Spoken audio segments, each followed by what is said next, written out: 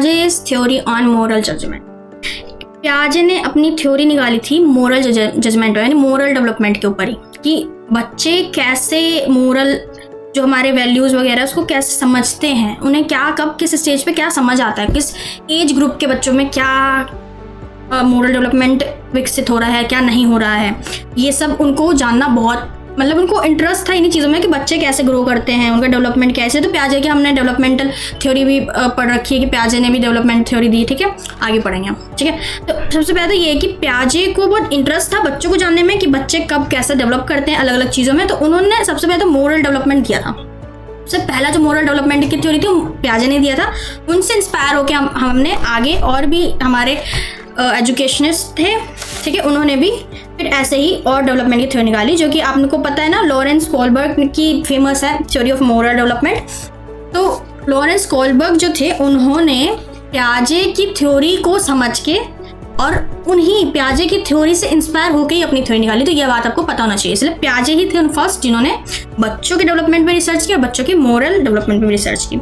तो इन्होंने बहुत सारे इंटरव्यूज़ वगैरह लिए बच्चों के ग्रुप में बैठा के, उन्हें स्टोरीज सुनाई, उन्हें सिचुएशंस बताया कि ऐसा सिचुएशन में ये हुआ, ये तो मोरली क्या कहते हो तुम। अलग अलग एज ग्रुप के अलग अलग बच्चों के रिस्पॉन्स उन्होंने नोट डाउन किए। तो ये सब करने के बाद उन्होंने जैसे कुछ गेम्स वगैरह, क्वेश्चनिंग गेम्स वगैरह सब करवा के उन्होंने ये हमारी थ्योरी प्रपोज की कि पियाजे के अकॉर्डिंग 2 स्टेज हो रही है मोरल डेवलपमेंट, ठीक है। तो देखते हैं हम मोरल डेवलपमेंट की 2 स्टेजेस पियाजे के अकॉर्डिंग। पहला स्टेज पियाजे ने बताया, स्टेज 1 हेटेरोनोमस मोरालिटी, जिसे एक्सटर्नली इम्पोज मोरालिटी उन्होंने बताया कि ये जो मोरालिटी है ना, ये लाइक बड़े दे रहे हैं बच्चों को, मतलब वो थोप रहे हैं एक तरह से कि ये करना सही है, ये करना गलत है, ये करोगे तो तुम्हें पनिशमेंट मिलेगी, ये करोगे तो तुम्हें रिवॉर्ड मिलेगा, ये बताया, ठीक है। इसमें मेनली क्या बच्चे 4 साल से 8 साल की एज ग्रुप के आसपास के बच्चे थे, ठीक है।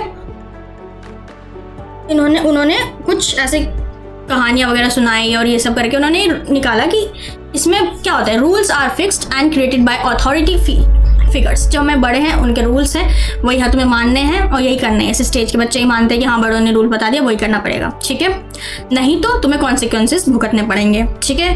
और अगर कोई रूल तोड़ा तो फिर पनिशमेंट तुम्हें मिलेगी ऑटोमेटिकली, ठीक है।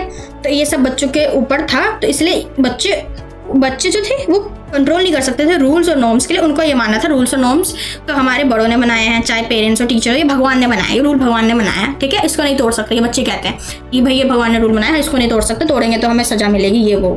तो इस स्टेज के बच्चे, फर्स्ट स्टेज के बच्चे के अंदर ये होता है, ठीक है। और कहीं तो ये हम बड़ों में भी देखते हैं ना, स्टेज 1 कहीं बड़ों में भी आ जाती है कि भाई ये रूल तो नहीं हो सकता, ये तो भाई भगवान ने बनाया, ये रूल नहीं हो सकता, या ये बहुत बड़े अथॉरिटी, ये सब चीज़ें नहीं हो सकती। तो ये सब होता है, ठीक है। मेनली एज ग्रुप उन्होंने यही बताया, ठीक है। अब नेक्स्ट स्टेज की बात करते हैं। सेकंड एंड लास्ट स्टेज है ऑटोनॉमस मोरालिटी, यानी मोरालिटी बेस्ड ऑन अंडरस्टैंडिंग। अब बच्चा बड़ा हो गया और समझ आ रहा है कि कुछ चीज़ें, कुछ रूल्स रेगुलेशंस इतनी अच्छी नहीं है जो जिसे फॉलो करना चाहिए, इसलिए हम अपने अकॉर्डिंग उसको चेंज कर सकते हैं। अब बच्चे बड़े हो गए, उन्हें समझ आ रहा है, ठीक है, कि क्या सही है एक्चुअली, क्या गलत है। सोसाइटी मानती है माने, बट एक्चुअली ये सही नहीं है, इंसानियत के रूप में ये सही नहीं है। बच्चा समझने लगा है क्या सही है क्या गलत है, ठीक है।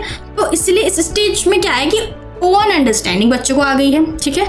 Rules are flexible and can be change through our agreement, ठीक है, कि उन्हें ये पता चल गया कि रूल्स जो है वो फ्लेक्सिबल है।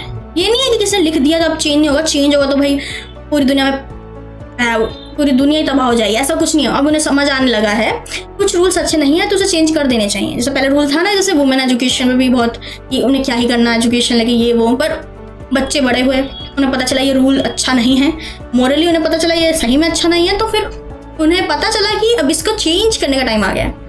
उसी तरह focus is on intentions rather than just outcomes.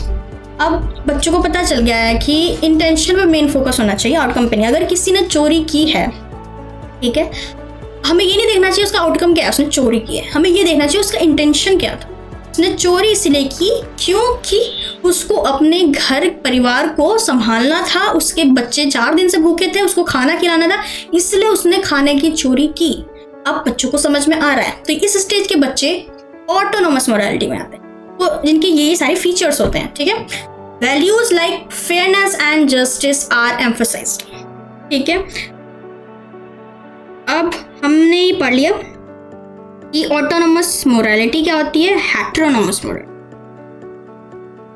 तो मेनली मैं बता दूं, autonomous morality understanding based on one's own rule and able to consider the intentions. इसमें बच्चों को पता चलता है, उनके अपने रूल्स भी हो जाते हैं कि भाई तुम्हें जो मानना मानो, मेरा ये रूल है, ठीक है।